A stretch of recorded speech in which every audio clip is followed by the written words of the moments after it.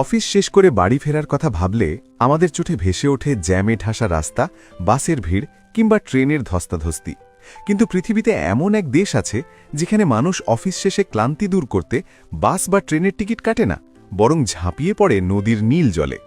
অবাক করা বিষয় হলেও সত্যি, সুইজারল্যান্ডের মানুষ এখন জ্যাম এড়াতে নদীর স্রোতকেই বেছে নিয়েছে ঘরে ফেরার রাজপথ হিসেবে।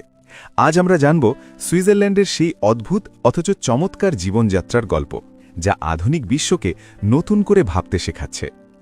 ইউরোপের সাজানো দেশ সুইজারল্যান্ড। পাহাড়, তুষার আর ঘড়ির কাঁটার মতো নিখুঁত জীবনযাপনের জন্য দেশটি বিশ্বজুড়ে পরিচিত। কিন্তু গ্রীষ্মকাল এলেই এখানকার বর্ন বা ব্যাসেল শহরের অফিস পাড়াগুলোতে এক অভূতপূর্ব দৃশ্য চোখে পড়ে। টাই কোট পরা কর্পোরেট কর্মকর্তারা কাজ শেষ করে সোজা চলে আসেন নদীর পাড়ে। তারপর শুরু হয় এক অনন্য জলযাত্রা। নদীতে নামার আগে তাদের প্রস্তুতিটাও বেশ মজার। সবার হাতে থাকে উজ্জ্বল রঙের এক বিশেষ ধরনের জলরোধী বা ওয়াটারপ্রুফ ব্যাগ। এই ব্যাগের ভেতর তারা তাদের মোবাইল, ল্যাপটপ, মানি ব্যাগ আর অফিসের ফর্মাল পোশাকগুলো ভরে ফেলেন। ব্যাগের মুখটা এমনভাবে আটকানো হয় যাতে ভেতরে বাতাস আটকে থাকে, ফলে ব্যাগটি তখন একটি ছোট ভাসমান টিউবের মতো কাজ করে। মানুষ সেই ব্যাগের ওপর ভর দিয়ে নদীর স্রোতে গা ভাসিয়ে দেয়। সুইজারল্যান্ডের আরে এবং রাইন নদীর পানি এতটাই স্বচ্ছ যে নিচ পর্যন্ত দেখা যায়। অফিস শেষে শত শত মানুষ এই নদীর স্রোতে ভেসে ভেসে নিজেদের গন্তব্যের দিকে এগিয়ে যান। কারো ২০ মিনিট, কারো বা আধ ঘন্টা লাগে নিজের বাড়ির কাছাকাছি ঘাটে পৌঁছতে। এরপর নদী থেকে উঠে পাড়েই থাকা সরকারি পরিবর্তন কক্ষে গিয়ে ভেজা কাপড় বদলে ফেলেন।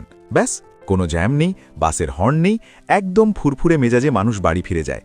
এই বিচিত্র যাতায়াত পদ্ধতির পেছনে রয়েছে দেশটির গভীর পরিবেশ সচেতনতা।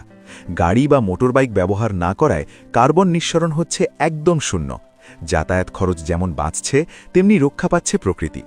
বিশেষজ্ঞদের মতে সারাদিনের কাজের চাপের পর নদীর হিমশীতল পানিতে গা ভাসিয়ে বাড়ি ফেরাটা শুধু শরীরের জন্য নয়, মানসিক স্বাস্থ্যের জন্য দারুণ কার্যকর।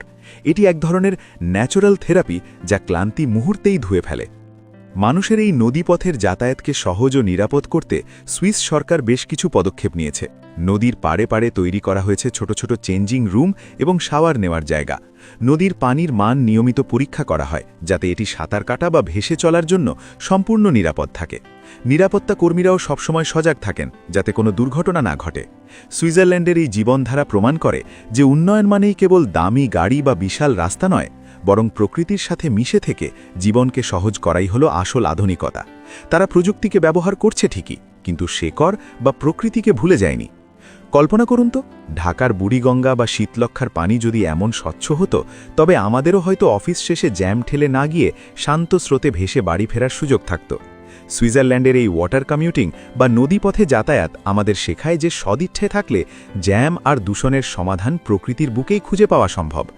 গ্রীষ্মের বিকেলে নীল জলে ভেসে ভেসে বাড়ি ফেরার এই দৃশ্য যেন এক আধুনিক রূপকথা, যা কেবল সুইজারল্যান্ডেই সম্ভব।